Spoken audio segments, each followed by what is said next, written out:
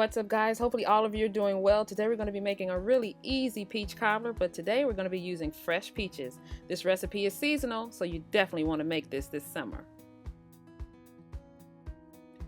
This recipe starts with 3 pounds of fresh peaches that have been washed and cleaned. And then all I'm doing is taking a very sharp knife and I'm going to score the bottom of the peaches, making an X.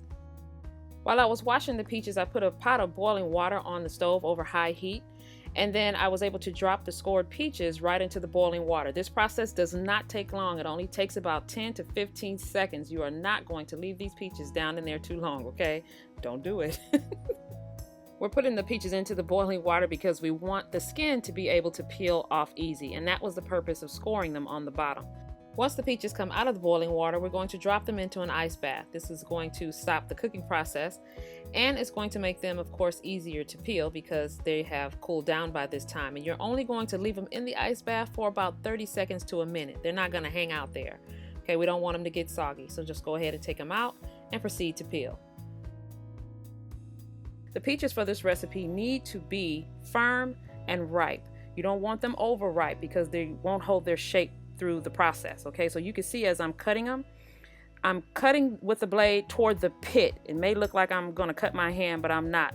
And I discovered with this batch of peaches that the pit was coming out very easily. So what I decided to do was cut them in half and just put them on my board, which is a safer way to cut, especially for those of you who are not familiar or maybe intimidated by using large knives.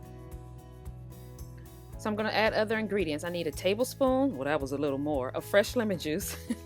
We got a 1/3 cup of light brown sugar, cornstarch that wouldn't come out of the bowl. I have some cinnamon. You can also add a little nutmeg if you want to. And I have a couple of teaspoons of vanilla. And I'm just going to stir everything in. Now because we added that sugar and the lemon juice, it's going to encourage those juicy peaches to make even more of their own juices. And it's just going to make for a better peach cobbler. By the time I added the butter to the pan, you can see how much juice had formed just in those few minutes. So I added about 4 tablespoons of melted butter and just tossed it in just a little bit. And then the next thing, I just dropped in some dumplings. I know y'all love those dumplings in the peach cobbler. Give those a little push down into the juices. And then all you have to do is add your pie crust on the top. For the exact measurements to this recipe and others, check out gdseasoning.com. The link will be in the description below the video.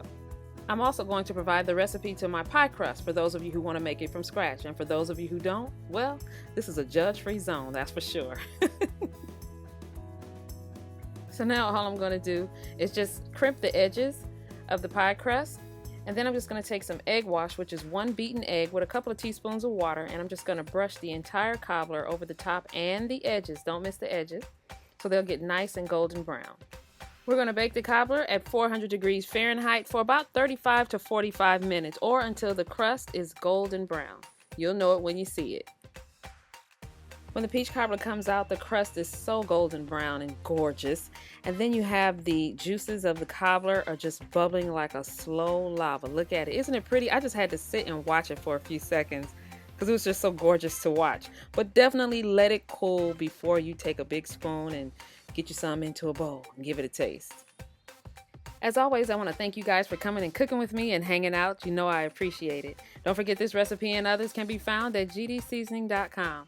And I'll see you next time.